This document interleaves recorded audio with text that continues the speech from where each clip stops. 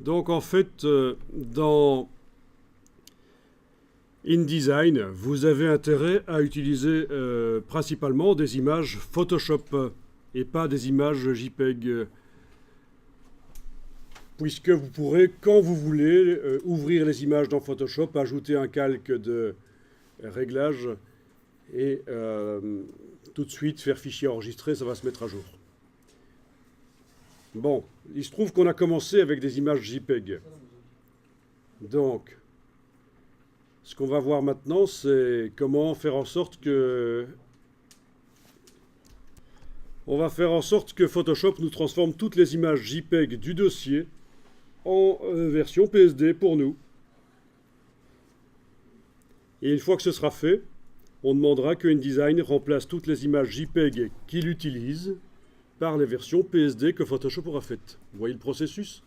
Si on avait des centaines d'images, c'est Photoshop qui va faire ça pour nous, automatiquement. Et ensuite InDesign qui fera ça pour nous, automatiquement, la mise à jour du document, remplacer les versions JPEG par les versions Photoshop.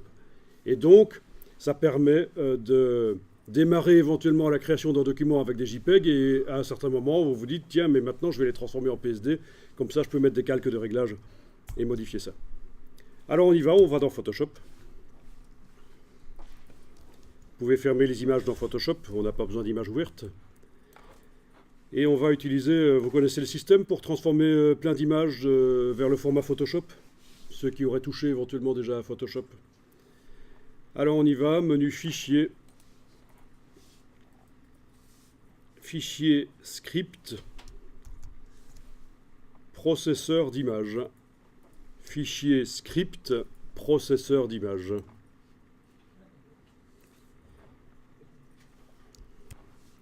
Ici, il va falloir cliquer pour indiquer qu'on va chercher les images dans un certain dossier.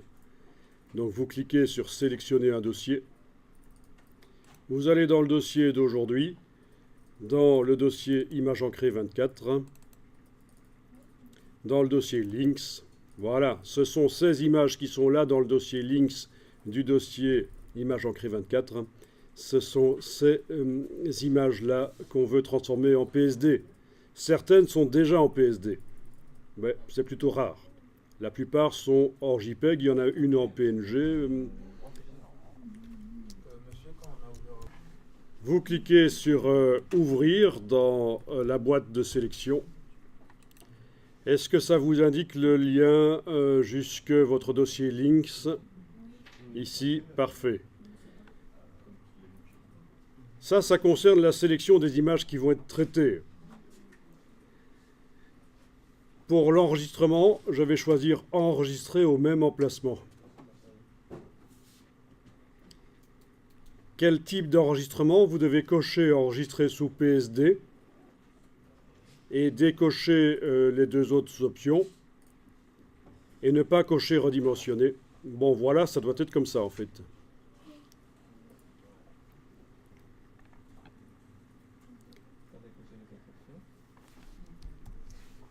Et vous cliquez sur Exécuter. Oui, évidemment, vous ne cochez pas ceci. Hein.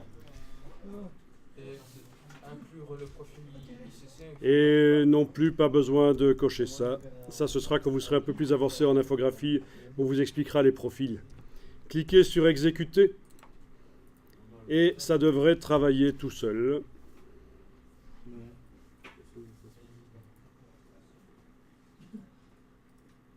Ensuite, quand on va aller dans le dossier Links, on va remarquer que dans le dossier Links, il y a un nouveau dossier qui est apparu, un dossier PSD qui contient toutes les versions Photoshop des images JPEG. Donc, les versions JPEG, les versions PSD des versions JPEG, il ne reste plus maintenant qu'à faire en sorte que InDesign mette à jour en masse toutes les JPEG qu'il utilise dans le document et qu'il les remplace par les PSD.